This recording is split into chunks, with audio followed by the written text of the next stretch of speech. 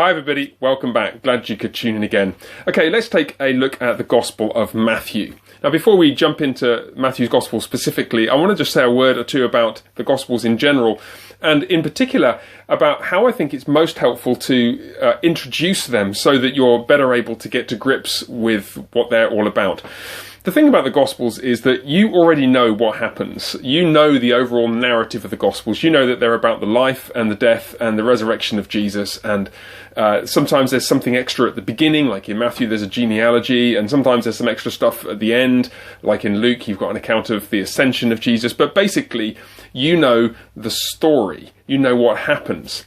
And that has immense strength. That means that you have some sense of where things are going, but it also can create some problems. The first thing, of course, is that it means that we miss out the surprises.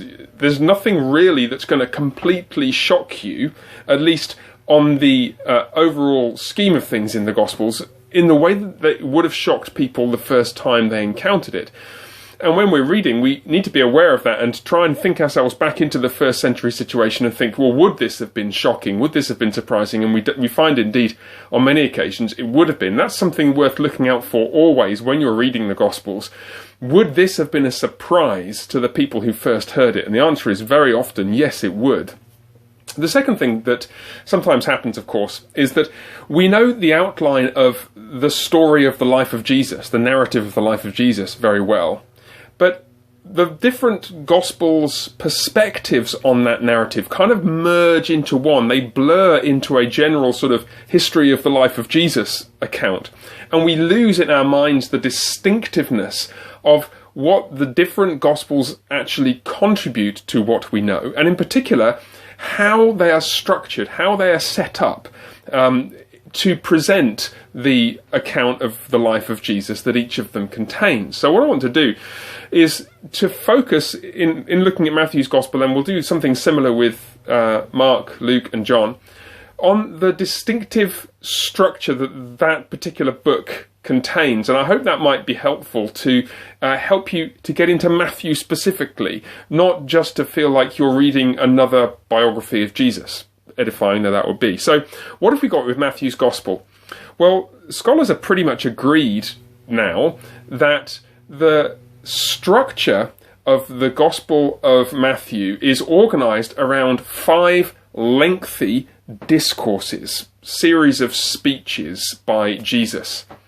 And each of them begins and ends in quite a well-defined way, certainly has a well-defined ending, and then interspersed before and after each of those 5 series of discourses, speeches, are narrative portions, descriptions of miracles or descriptions of other events or other fragmentary or shorter conversations.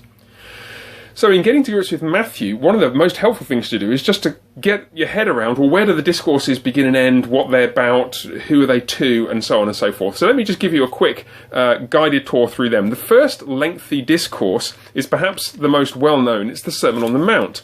Begins in chapter 5, verse 1. Seeing the crowds, he went up on the mountain, and when he sat down, his disciples came to him, and of course he started to preach to his disciples. That goes all the way through Matthew 5, all the way through Matthew 6, and to the end of Matthew chapter 7, where we read, quote, verse 28, "When Jesus finished these sayings, the crowds were astonished at his teaching, for he was teaching them with authority, not as their scribes." And that little formula at the end is a very significant clue. You've come to the end of this section. When Jesus had finished these sayings, that's the literary hint that that block of discourse material has finished.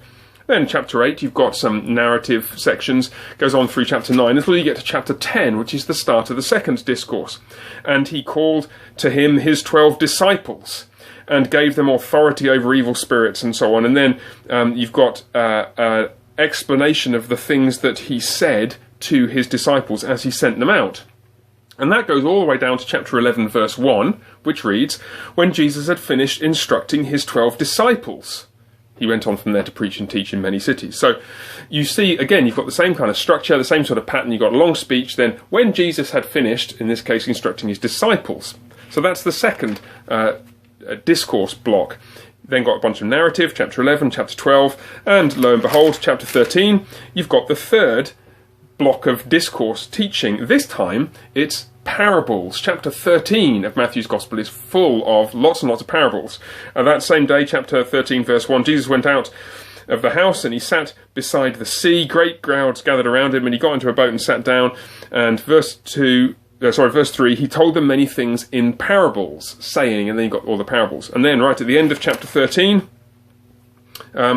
you've got chapter 13, verse 53, actually not right at the end, but almost at the end.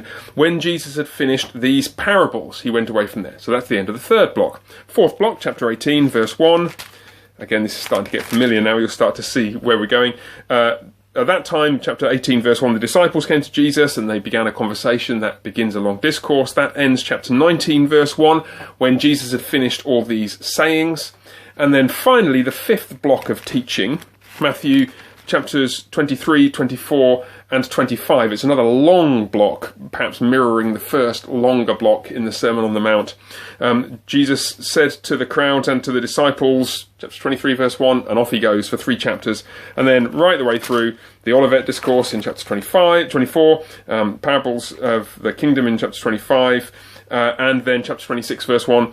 When Jesus had finished all these sayings, perhaps a climactic, this is the end of the final discourse. So, that's what you've got there with the overall shape of the gospel. You've got those 5 blocks of discourse material, Jesus' speeches, and then interspersed you've got miracles. So one of the challenges is to think, okay, what's he doing in all these different sections? What do they contribute to the overall message? How do they relate to the narrative portions that intersperse them, and so on? And that's very instructive to try and do that. I'm not going to try and go into that in detail, but that's something that's well worth doing. How do the discourses relate to the narratives that go before and after?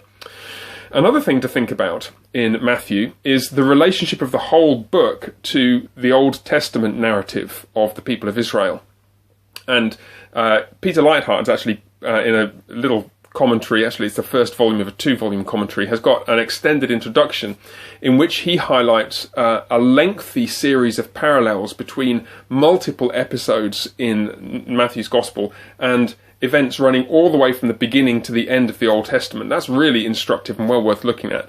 It's just a couple of dozen pages probably, and it will give you a sense of how Matthew is trying to shape his account to, in effect, retell the story of Israel by telling the story of Jesus. And that really is a key to understanding the relationship of Matthew's Gospel to the Old Testament. Matthew's Gospel is a retelling of the story of Israel and a reconfiguring of what it means for Israel to be the people of God. They're reconfigured, redefined around Jesus the Messiah. Jesus the Messiah, Jesus Christ, is the one in whom Israel has come to maturity, and in whom now anybody can come to be a member of that people of God in Christ through faith in him. So that's theologically how it works. And of course, Matthew is well known for his frequent quotations from the Old Testament, which are not just little reminders about prophecies from the past, though they are that. They are more than that. They are Matthew showing us how to interpret significant strands of Israel's history. So what I want to encourage you to do, as you're reading through, you're looking at the main blocks and trying to think, how do these things fit together? How does the overall shape fit with the overall shape of Israel's history? Also, whenever you get to an Old Testament quote, do the smart thing, go back and look it up and figure out what it's about. And you discover all kinds of surprises. Matthew is remarkably subtle and insightful in the way that he uses Old Testament texts, and sometimes he subverts and inverts their meaning in surprising ways. Let me just give you one example so you know the sort of thing to look for. In Matthew chapter 2, after the visit of the wise men to Jesus at or shortly after his birth, we read that they departed, and then an angel of the Lord appeared to Joseph in a dream and said, "Rise, take the child and his mother and flee to Egypt and remain there until I tell you, for Herod is about to search for the child to destroy him." So you got this prophecy, and Joseph legs it with Mary all the way to Egypt. And he rose and took the child and his mother, departed to Egypt, and remained there until the death of Herod. This was to fulfill what the Lord had spoken by the prophet, "Out of Egypt I called my son." Okay, so he's quoting from Hosea 11 verse 1. And explaining that Joseph's flight from Judea to Egypt is a fulfillment of this prophecy, "Out of Egypt I called my son." And then you scratch your head and think about that for a little while, and you realise, hold on a second, it's going the wrong way. Hosea was talking about a flight from Egypt to Judea. Matthew is talking about a flight from Judea to Egypt. Maybe Matthew's got confused, or maybe he's just plucked this prophecy out of thin air because it happens to talk about Egypt and Judea and he's just been called from one to the other. But then you think no. Actually what's happened is that Matthew is reconfiguring the meaning of what Hosea was talking about. Israel, Judea, has become like ancient Egypt.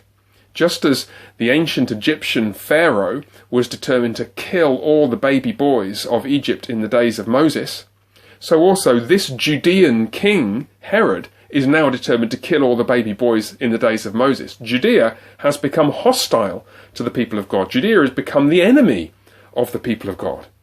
That's why this prophecy from Hosea 11 verse 1 is so appropriate to this particular moment. It's not that Matthew's got his geography backwards. It's that, in effect, Israel has become a new Egypt. And of course that then sets you up, so to speak, theologically for the problems that Israel experiences in failing to receive and welcome Jesus later in the Gospel. So there's one example of Matthew's extremely subtle use of Old Testament scriptures which informs our understanding of what he's saying. Anyway, I hope that's helpful. Get you into Matthew's Gospel in some fresh ways perhaps. For now, the Lord bless you and see you soon.